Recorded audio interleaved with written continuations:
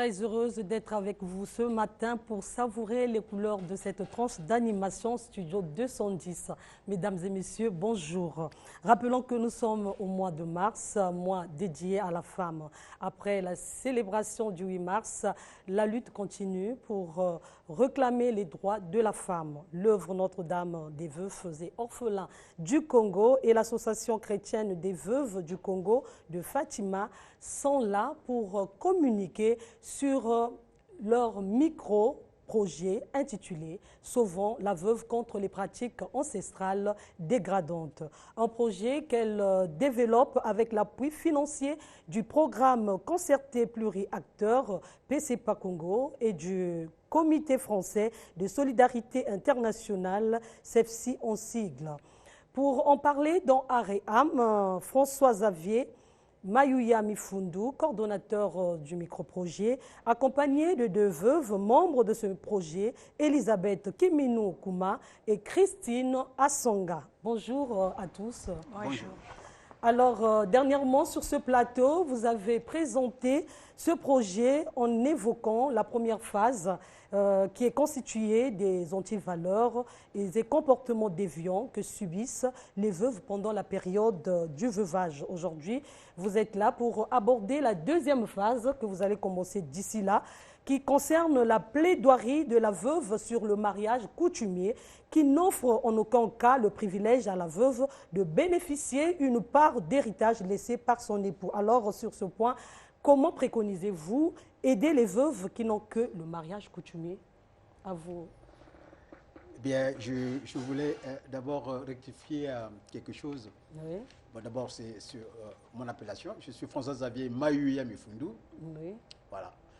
Et puis, sur le projet, souvent la veuve qu'on a des pratiques ancestrales dégradantes qui a été conduite. Voilà.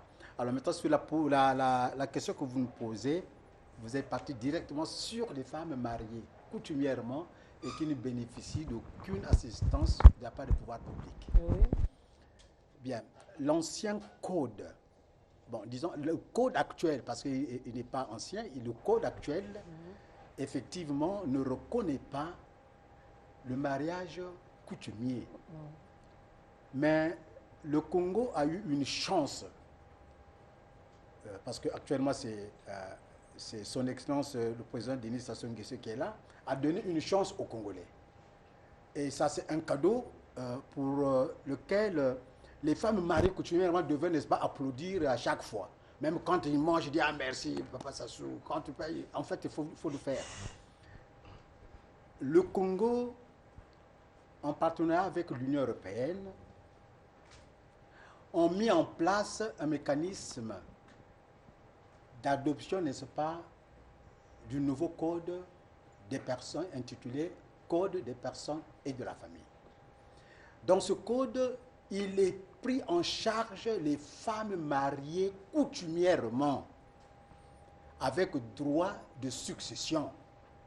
Donc c'est déjà une avancée considérable pour les personnes mariées coutumièrement.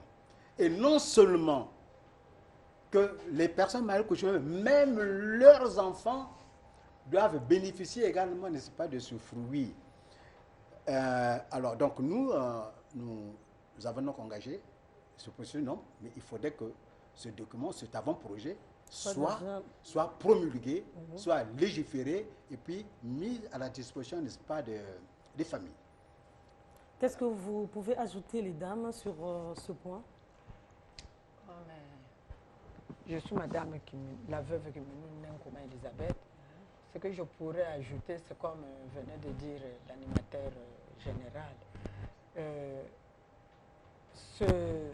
Ce point de reconnaître seulement la femme mariée légitimement, alors qu'il y a des mamans qui, avec le mariage coutumier, sont plus fidèles que celles qui n'ont pas, qui ont de mariage. Ah oui, hein?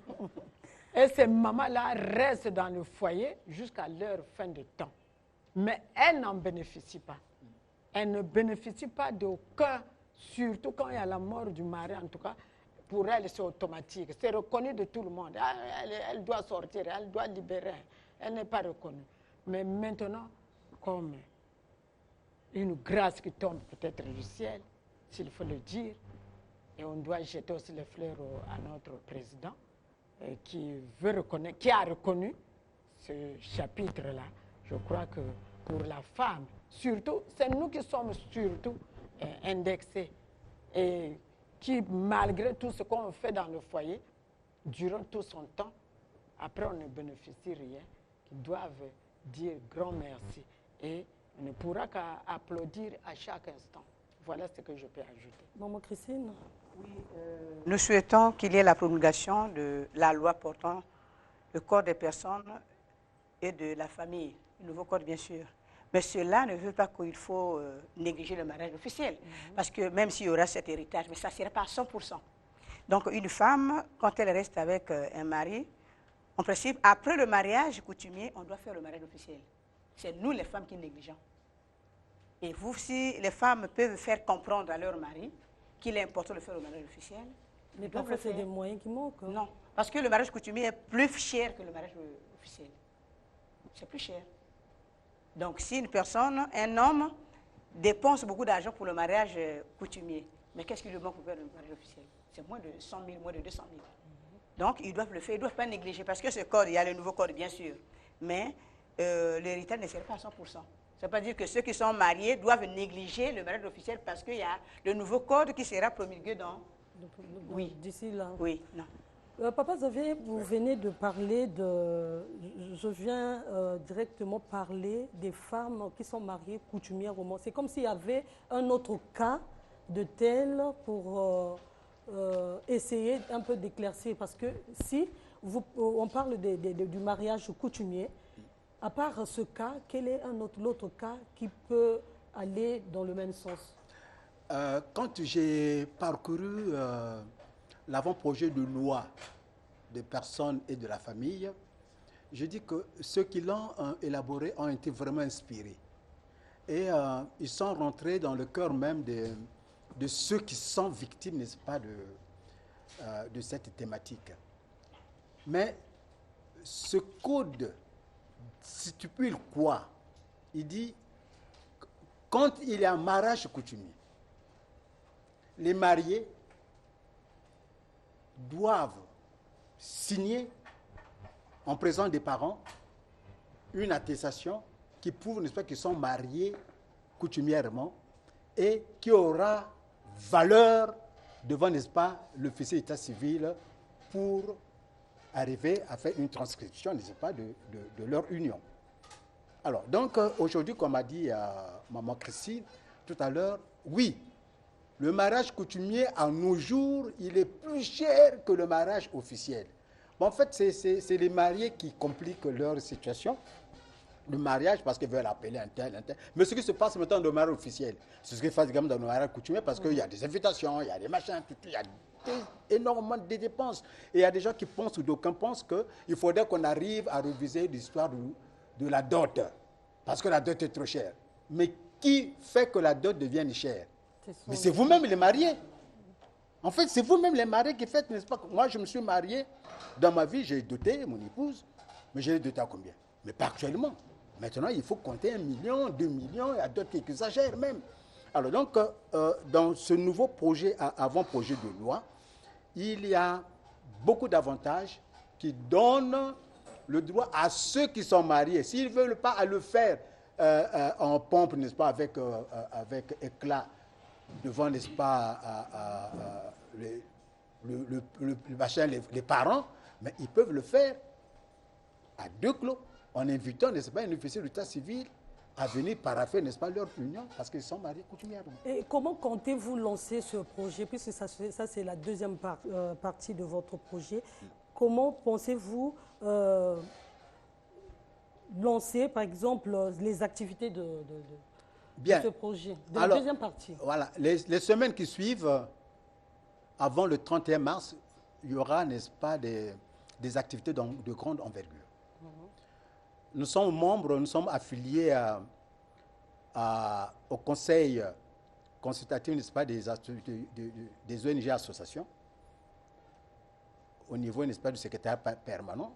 Donc, nous allons voir ensemble avec eux, et vous aussi, parce qu'on va vous mettre à contribution, comment nous allons donc mettre des stratégies ensemble pour que les PP prennent en compte la sollicitation, je ne sais pas, des Congolais, parce que c'est un fait de société.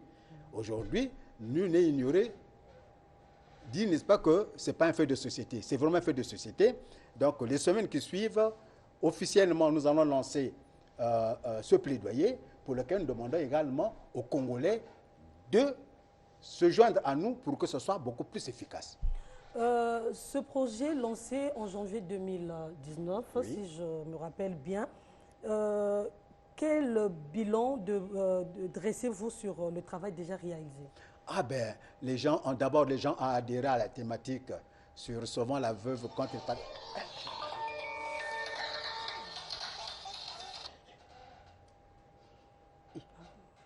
Continuez à parler, allez-y.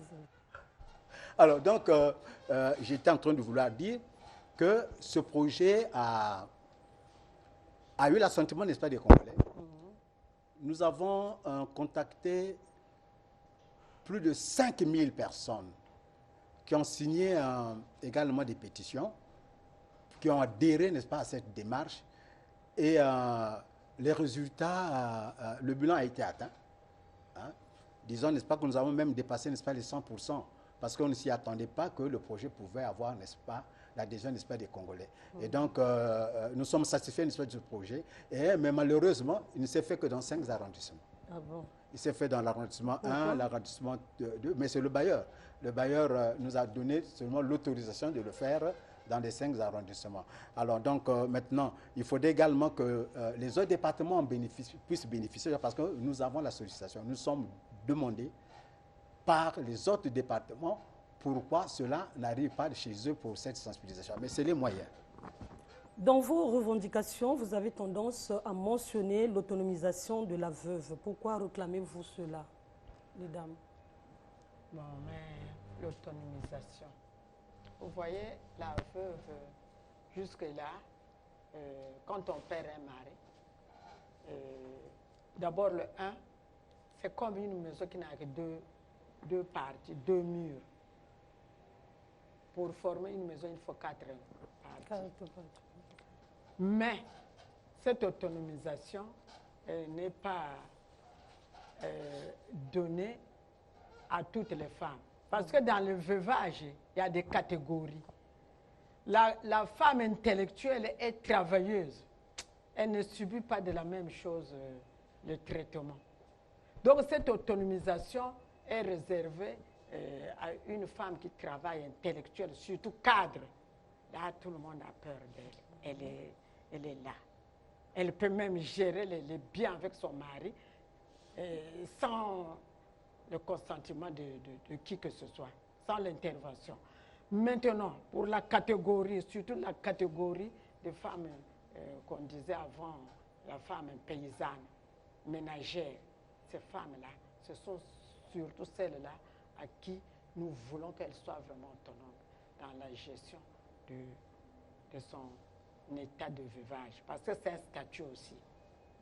Et cette autonomisation, c'est gérer, par exemple, ce qu'elle a eu à avoir avec son mari, la part qu'on lui donne. Parce que dans la famille aussi, elle a au moins 20% de sa part. Donc vous pensez que la majorité des veuves ne gèrent pas les biens laissés? En dehors des intellectuels. Ah bon? Vraiment.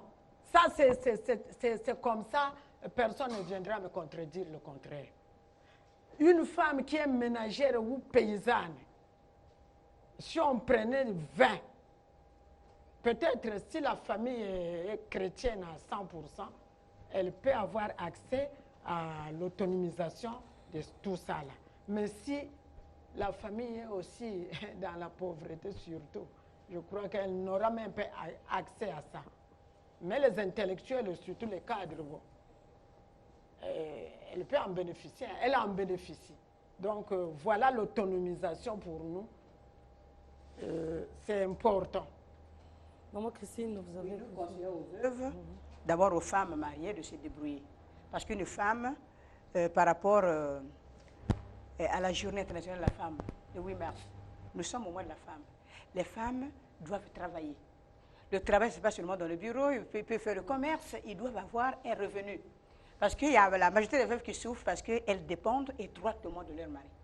Et quand il meurt, vraiment, c'est un chaos total.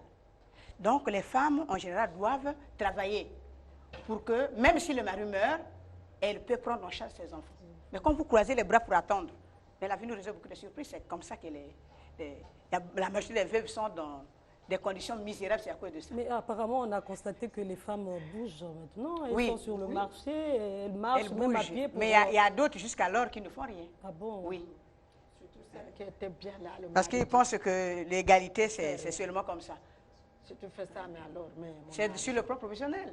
Un homme peut être mécanicien, la femme aussi peut faire la mécanique. Un homme chauffeur, la femme aussi peut conduire. Donc, c'est sur le plan professionnel, mais pas l'égalité du foyer. Parce que dans mon quartier, là, il y a eu un problème dans un foyer, une dame qui réclame l'égalité, dit, bon, on devient au même pied d'égalité, donc tu ne peux rien faire. Le monsieur se plaignait ce matin, mais c'est vraiment désolé. L'égalité, c'est sur le plan professionnel. Nous rappelons cela aux femmes. C'est pas dans un foyer, vous êtes égal, non. Parce qu'une femme ne peut pas doter un homme. C'est impossible. Voilà, le projet, la communication continue. Je pense que vous avez des activités que vous avez prévues pendant ce mois de mars. Oui. Oui. Nous avons des activités, beaucoup d'activités que nous avons prévues ce mois de mars. C'est surtout, il sera beaucoup plus concentré, n'est-ce pas, sur la promulgation, le plaidoyer sur la promulgation, n'est-ce pas, de cette loi, l'avant-projet de loi portant code des personnes et de la famille. Mais aussi, je voulais dire quelque chose sur ce que les mamans ont dit sur l'autonomisation de la femme. Et puis, la femme ne connaît pas ses droits. Le projet Sauvons la veuve ne parle pas seulement de celle qui est déjà veuve. Nous parlons également, on fait la prévention de celle qui va le devenir demain.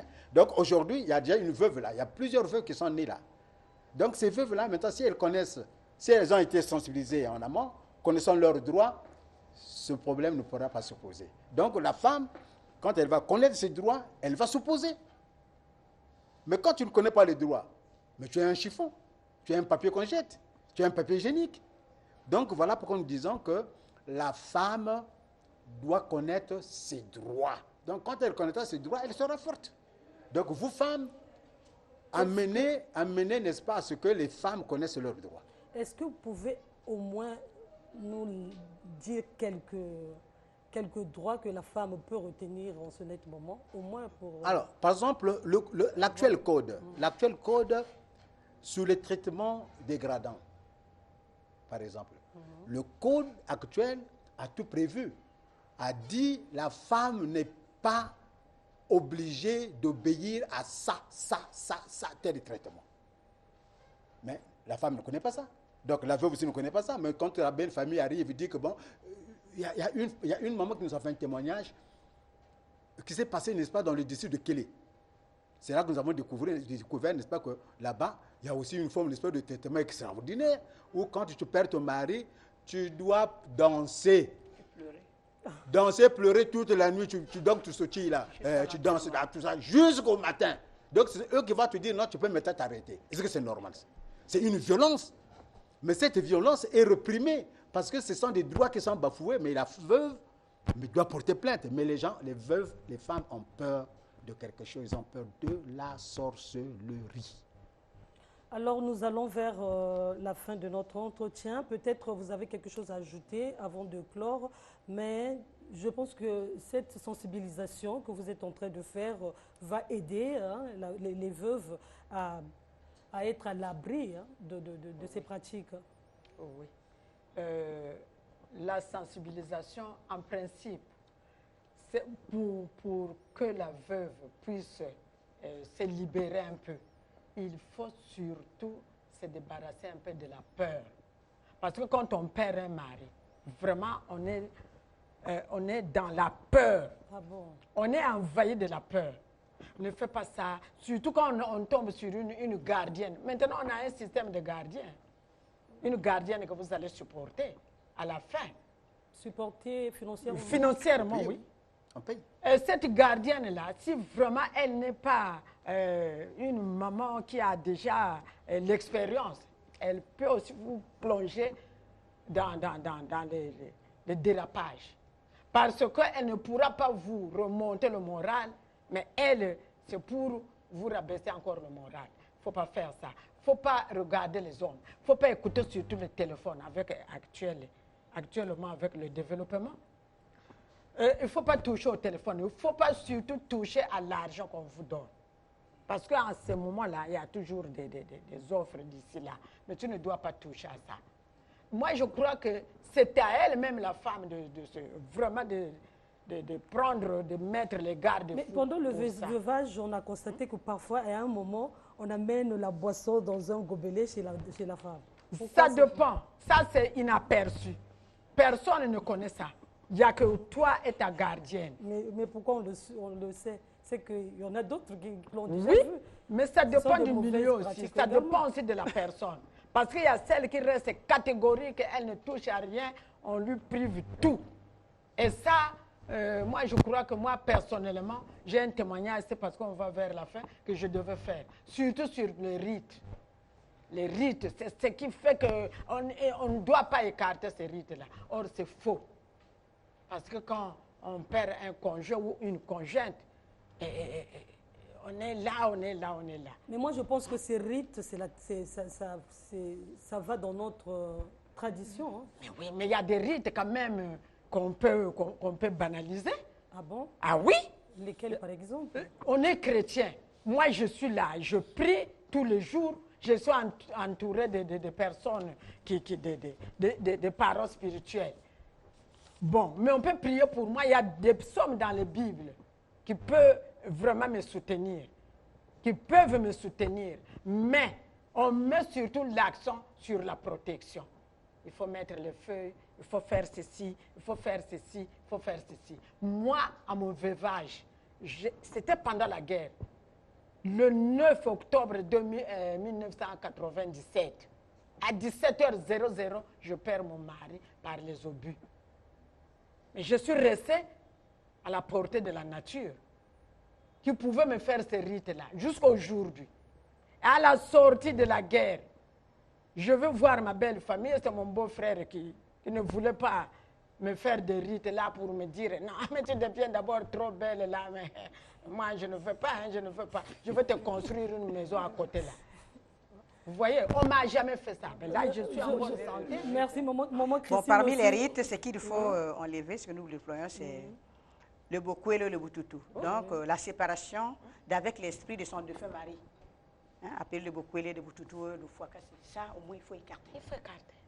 Vraiment, ça, il y a beaucoup d'inconvénients sur ce point. Parce qu'aller avec un inconnu, bon, et faire un contact sexuel sans se préserver, c'est très mauvais parce que vous êtes à la portée de exposé aux maladies, le VIH-Sida, il y a des grossesses non désirées et autres. Et ça conduit à la mort. Ça, on doit enlever. Mais on ne peut pas refuser la tradition parce qu'on doit enlever, banaliser ce qui est mauvais.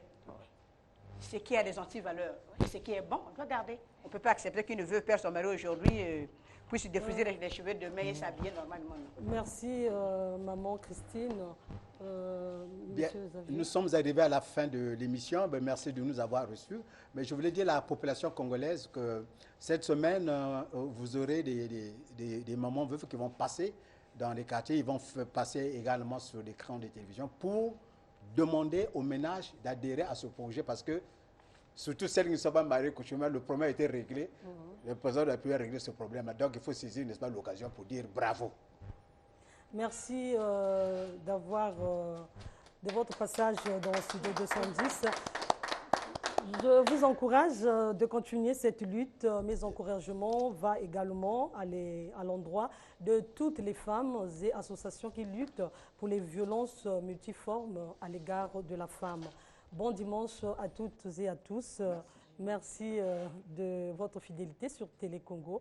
Tout de suite, piqûre d'histoire avec Betty Aponza et Atipo.